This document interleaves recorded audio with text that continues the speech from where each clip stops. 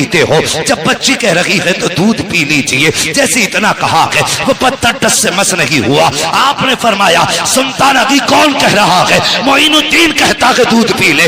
उसने फिर भी दूध ना पिया है। उसके बाद गरीब नवाज ने उसके कान पकड़े और घुमा के कहा पीता क्यों नहीं है? जैसे इतना कहा है पत्थर के हाथ हिलना शुरू हो जाते हैं। उसने प्याला पकड़ा है, होठों से लगाया है, दूध पीना शुरू कर देता है। और पीता क्यों नहीं? कहने वाला कोई आम न जाना था, जबान गरीब नवाज की थी। फैजान मदीने वाले मुस्तफा का हो रहा है। नारे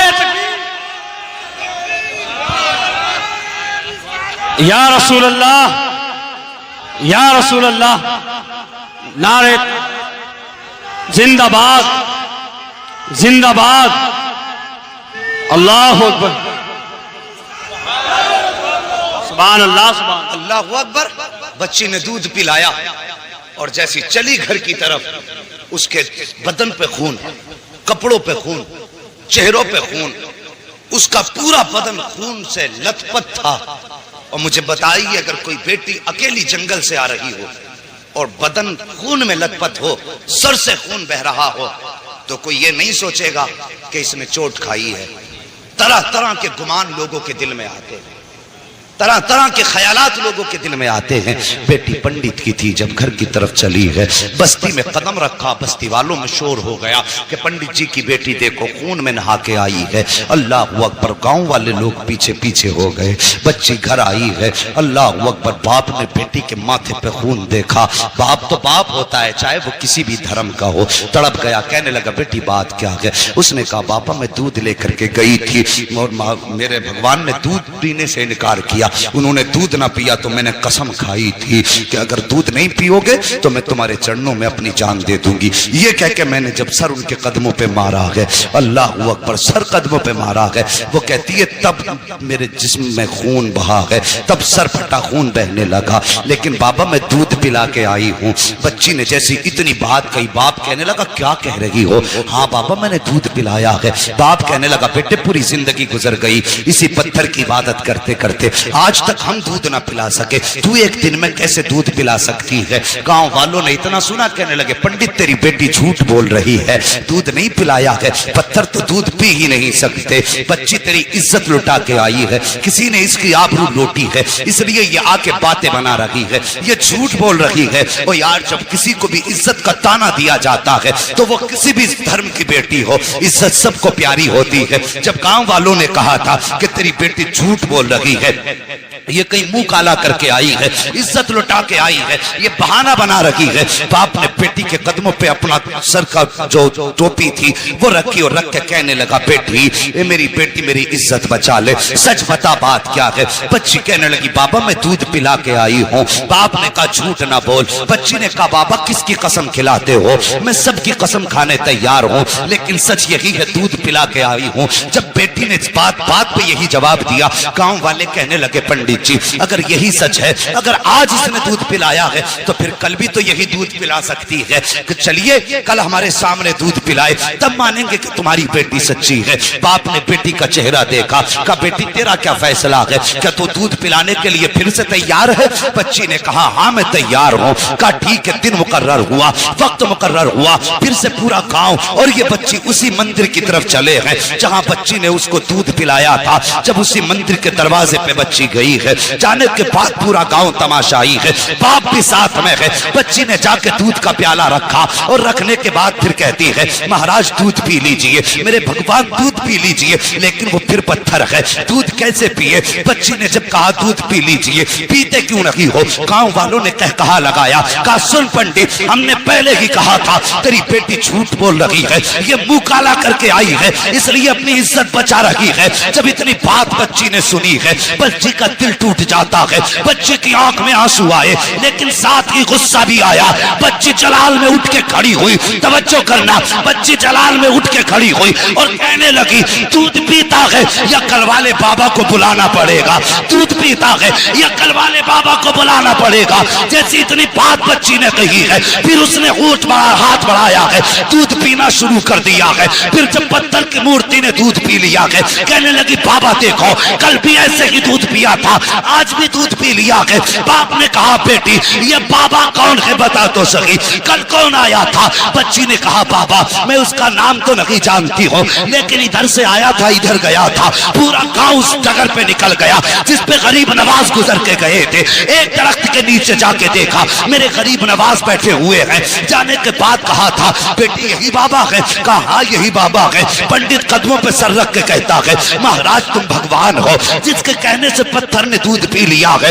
इतना कहा है गरीब नवाज ने निकाह के करम उठाई है। फरमाते मैं कोई खुदा नहीं हूँ, मैं कोई भगवान नहीं हूँ। कहा बताओ तो सही फिर किसकी पावर है जो पत्थर दूध पी ले? गरीब नवाज ने कहा था वो मेरी पावर नहीं बल्कि वो उसकी पावर है जिसको गरीब नवाज पूजा करता है। कहा कौन है वो? गरीब नवाज ने कहा था वो है जिसने तुमको भी पैदा किया है, गरीब नवाज को भी पैदा किया है। अगर पूछना है तो खुदा का पूछो। सबने कहा था ये कह के गरीब नवाज चले, तोड़े कदम पकड़े लोगों ने। कहा गरीब नवाज आगे ना जाइए, पहले हाथ बढ़ाइए, कलमा पढ़ा के हमें मुसलमान बना जाए। नारे तकबीर, नारे रिसालत, उलमाए अहले सुन्नत, अज़मते इस्लाम, अज़मते इस्लाम, अज़मते इस्लाम।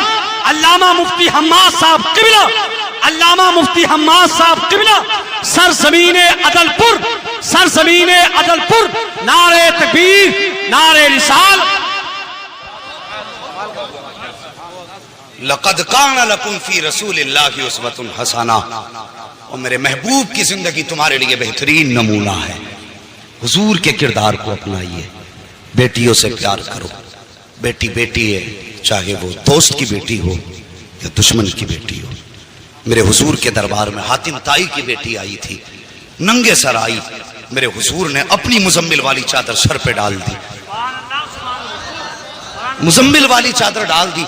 किसी सहाबी की जबान से निकल गया हुजूर ये बरकतों वाली चादर, और एक दुश्मन की और काफिर की बेटी। मेरे हुजूर ने फरमाया चुप हो जाओ, बेटी बेटी हुआ करती है, चाहे वो मोमिन की बेटी हो चाहे वो काफिर की बेटी। और जो काफिर की बेटी को इतनी इज्जत दे, अगर उसकी उम्मत की बेटी की आंख में कोई आंसू दे तो फिर वो सोच ले कब्र में मुस्तफा का सामना कैसे करना है। मेरे हुजूर ने तो फरमाया था मेरी बेटी मेरे जिगर का टुकड़ा है। उस दौर में फरमाया था जब बेटियों को कत्ल करने पे लोग फख्र करते थे, फरमाया था मेरी बेटी मेरे जिगर का टुकड़ा है। खुदा की कसम हुजूर की जबान से इस जुमले का निकलना था, ये हुजूर ही के जुमले की बरकतें हैं। आज हर घर में बेटी को अल्लाह की रहमत समझ के रखा जाता है, ये उनकी जबान की बरकत है। वरना आज हम भी बेटियों को कत्ल कर रहे होते। उनके दामन से जुड़ना क्या था? खुदा की कसम जो बेटियों को कत्ल करने में जिनके माथे पे पसीना नहीं आता था, जिस दिन से हुजूर का दामन थामा वो जमीन पे पैर फूंक के रखते थे और डरते थे कहीं हमारे पैर के नीचे चूंटी ना आ जाए। ये हुनर किसने सिखाए? मेरे हुजूर के दामन ने, हुजूर के प्यार में। जब तक बिके न थे तो कोई पूछता न था, तुमने खरीद कर हमें अनमोल कर दिया। हमारी तो कोई इज्जत ही न थी। आज जो इज्जतों की महराज मिली है ना, खुदा की कसम ये मोहम्मद अरबी के ठोकरों के सदक़े में। अगर फिर सदका उनकी ठोकरों का है तो जवान उनसे प्यार कर, उनसे वफा कर। तेरे घर में बेटी है, बेशक वो तेरे लिए बड़ी रहमत है अल्लाह की, लेकिन एक नजर उसे ये भी सोच के डाल लिया कर कि मेरे हुजूर को बेटी बड़ी प्यारी थी। खुदा की कसम अल्लाह हर नजर के सदक़े में तुझे मुस्तफा के इश्क का सवाब अता फरमाए। करेंगे ना इंशाअल्लाह ऐसे ही। हाँ बेटे मांगो, तुम्हारी मर्जी है सजदों में गिर के, इसलिए कि उनसे तुम्हारा नाम चलेगा। लेकिन कभी रो के रब से बेटियां भी मांग लिया करो, इसलिए कि बेटे नसीब से पैदा होते हैं, बेटियां रब की रहमत बन के आया करती हैं। हाँ बेटी पैदा हो, चेहरा ना बिगाड़ना, मुकद्दर पे नाज करना। अल्लाह ने बेटी दी है, यकीनन कोई नेकी तूने की है जिसकी वजह से अल्लाह तुझसे इतना राजी हुआ है कि तेरे आंगन में बेटी उतार दी।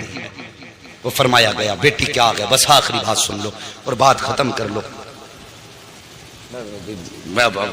इंशाल्लाह कभी फिर, इंशाल्लाह कभी फिर भाई, नहीं कभी फिर मेरी बात समझिए। मैं कि अगर बचपन की बात की जाए, अल्लाह अकबर, गरीब नवाज कोई आम बेटा नहीं है मुस्तफा का। नसीब वाले हो, हिंदुस्तान लावारिस नहीं है, ये वो मुल्क है जिस मुल्क के अंदर अपना सफीर मुस्तफा ने खुद भेजा है, खुद मुस्तफा ने भेजा। और तुम्हें क्या लगता है सबसे पहले गरीब नवाज आए? नहीं, उनसे भी पहले, उनसे भी पहले बाबा रतन हिंदी पंडित थे।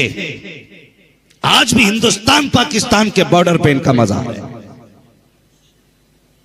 जानते हो पहले लोग तिजारत में जाते थे ना, प्रदेश जाया करते तो अरबों से उस वक्त तिजारत का मामला था, ये गए थे।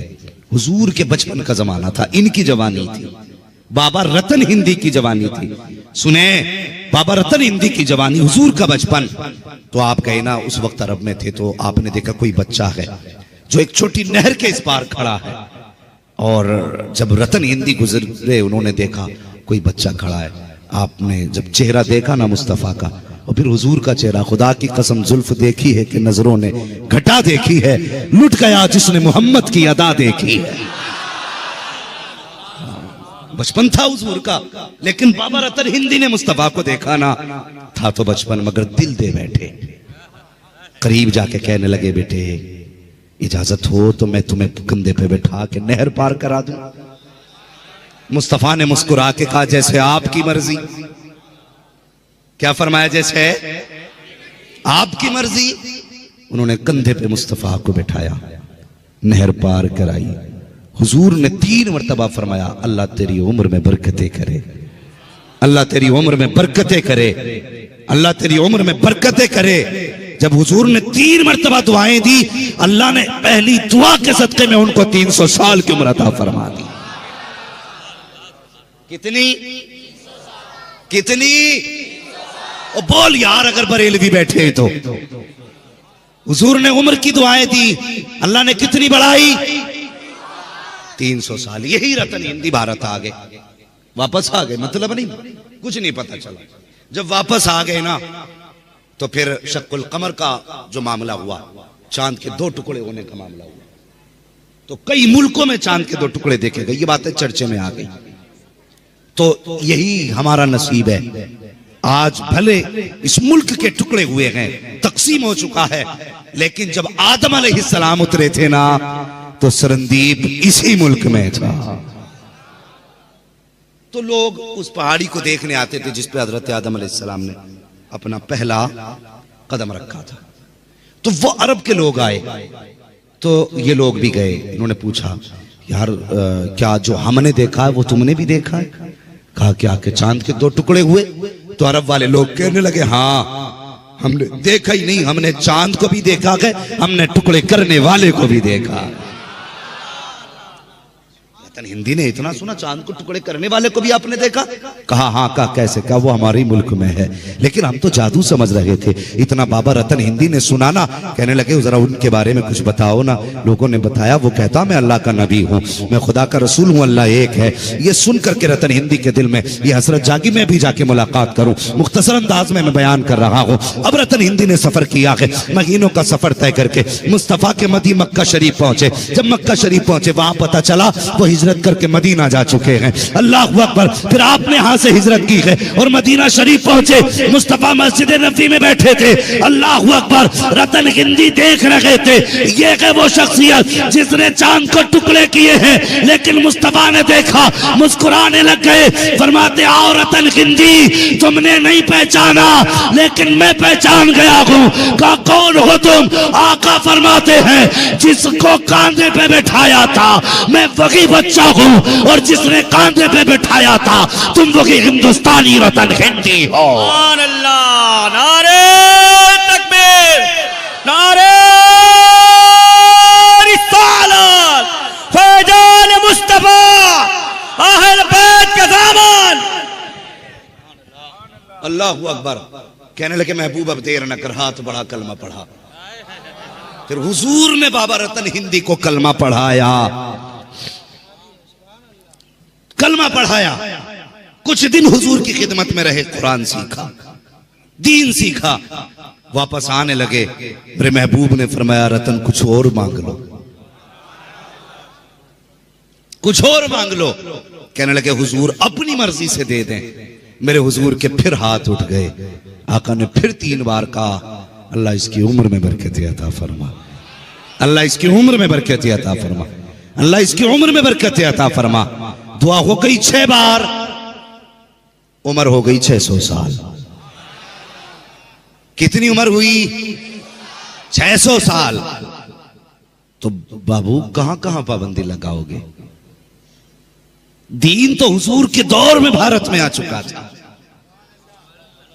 हाँ, बाबा रतन हिंदी सहाबी है मुस्तफा के। और जब गरीब नवाज को हुजूर ने भेजा ना, फरमाया मोइन तुम्हें हिंदुस्तान जाना है। कहने लगे हुजूर मैंने तो देखा ही नहीं।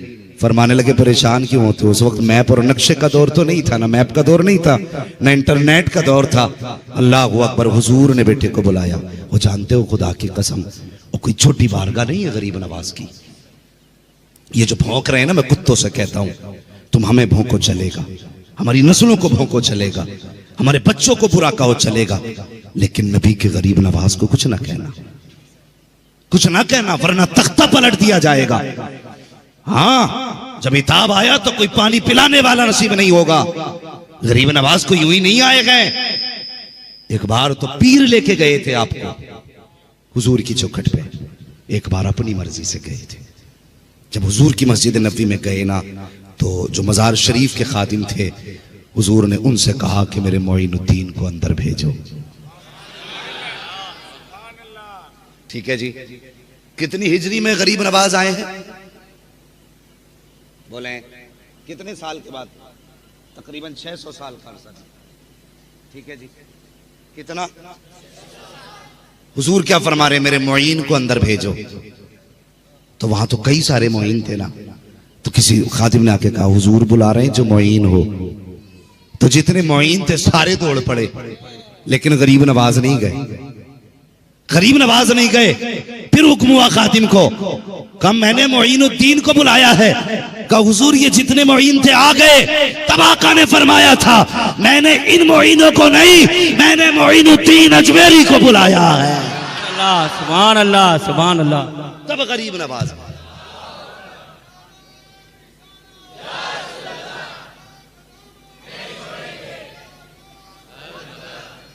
हाँ, फरमाया मैंने मोइनुद्दीन चिश्ती अजमेरी को बुलाया। फिर गरीब नवाज गए। अब सुने, अंदर गए तो क्या देखते हैं? मुस्तफा ने बाजू फैला के इस्तकबाल किया।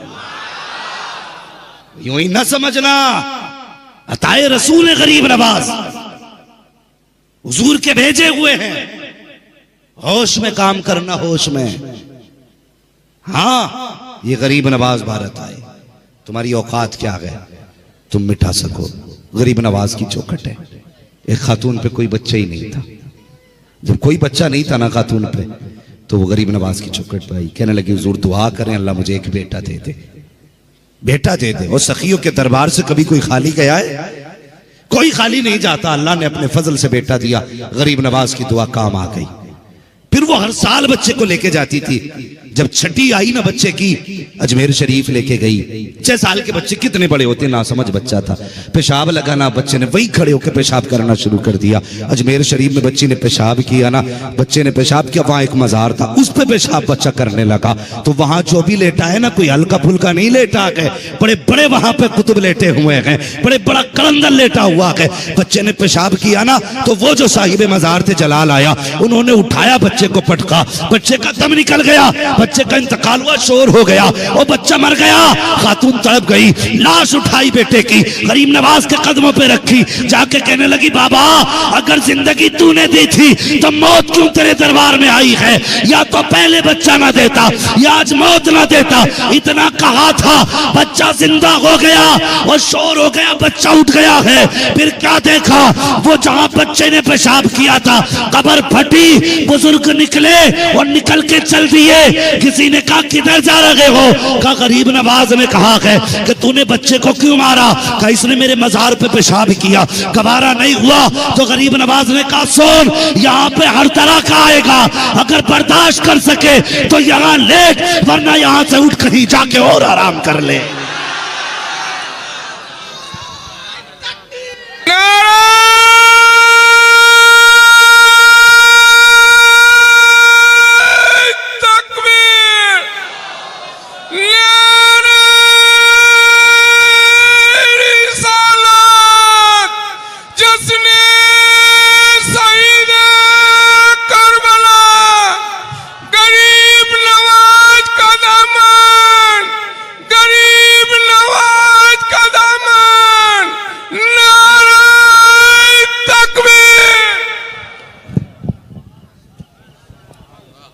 फरमाने लगे, गरीब नवाज ने मुझसे कह दिया कि वो देख, यहां अदब वाले भी आएंगे, बेअदब भी आएंगे, समझ वाले भी आएंगे, ना समझ भी आएंगे। फरमाने लगे, बर्दाश्त कर सके तो लेट, वरना उठ कहीं और जाके अपनी क़यामगाह बना ले।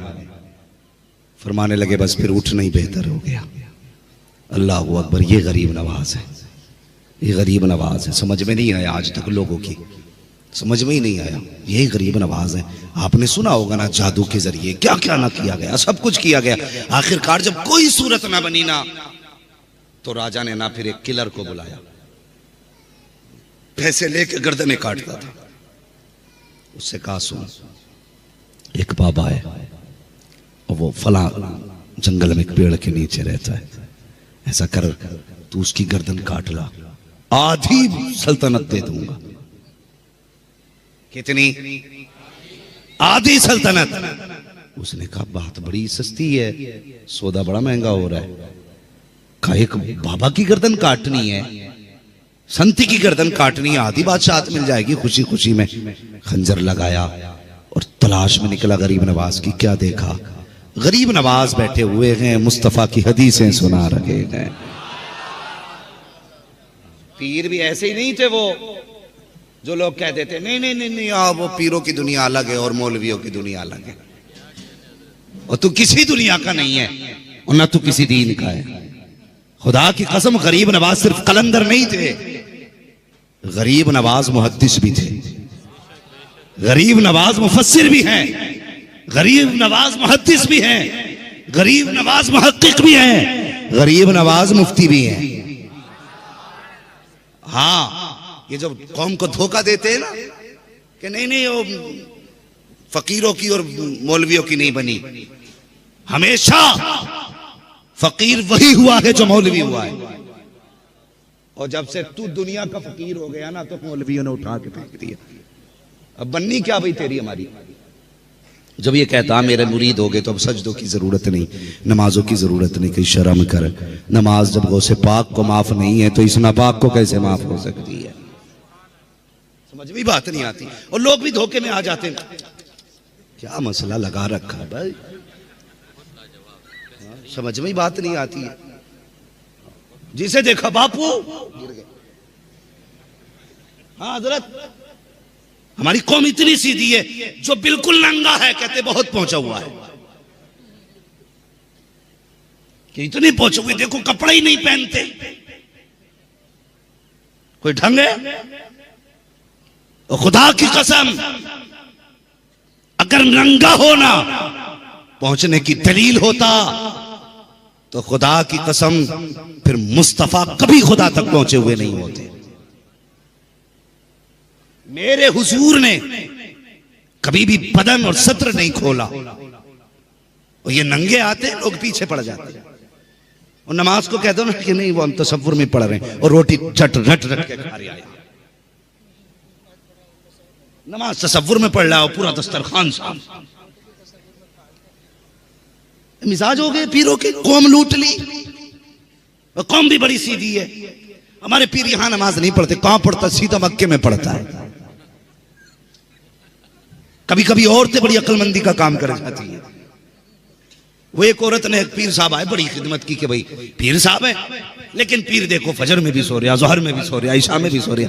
वो कहने लगी, हैं जी ये तुमने किसे बुला लिया घर में, एक और टाइम का सजदा ही नहीं करता। तो कहने लगा, चुप रहे, मेरा पीर ऐसा नहीं है। कहा कैसा है? कहने लगा, ये यहां नमाज नहीं पढ़ते, ये हरम में नमाज पढ़ते हैं। सुन रहे हैं ना, ये हरम में नमाज पढ़ते। और चुप हो गई कि पहुंचा हुआ है। अब वो भी मक्कार का मना था, बैठा बैठा करा।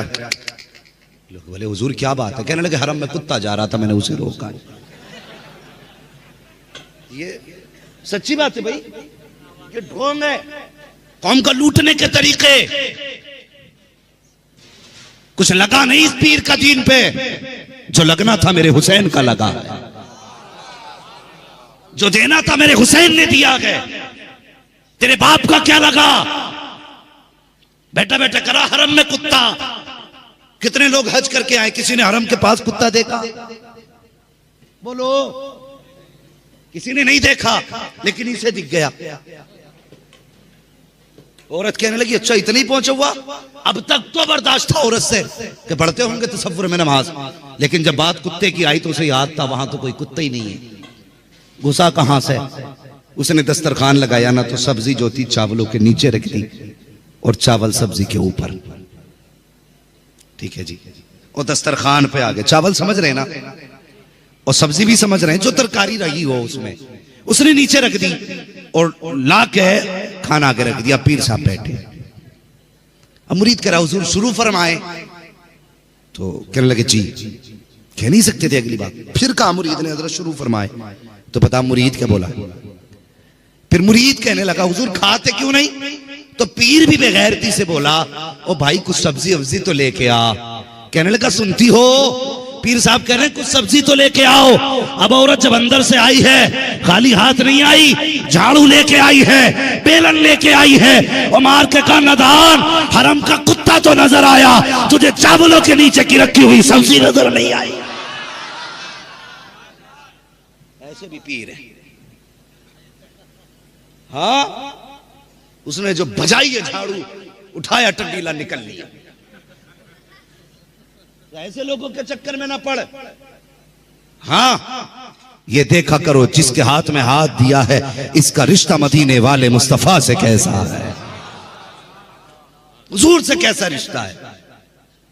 हाँ, अल्लाह अकबर। अर्ज कर रहा था सरकारे गरीब नवाज, वो कातिल आया ना तलाश करता हुआ, वहां पहुंचा जहां सरकार गरीब नवाज बैठे हैं। अल्लाह अकबर, जाके क्या देखा, गरीब नवाज बैठे हुए हैं। अकेले नहीं बैठे हैं, सैकड़ों की तादाद में लोग जमा है, सैकड़ों से हजार में बदल गए, बड़ी भीड़ है। अल्लाह अकबर, मुस्तफा की जिंदगी पे बात गरीब नवाज कर रहे हैं, हुजूर की हदीसें सुना रहे हैं। ये कातिल भी जाके बैठ गया, लोग आते रहे जाते रहे। जब आपकी महफिल का इख्तिताम हुआ, लोग जाने लगे, कुछ बाकी रह गए। आप फरमाने लगे जिसको जो काम हो, जो जरूरत हो, वो अपनी जरूरत पूरी कर ले। जब आपने फरमाया, जो बाकी लोग रह गए थे सबने अपनी अपनी जरूरतें पूरी की, और जब सब जाने लगे, अल्लाह अकबर, आखिर में बस ये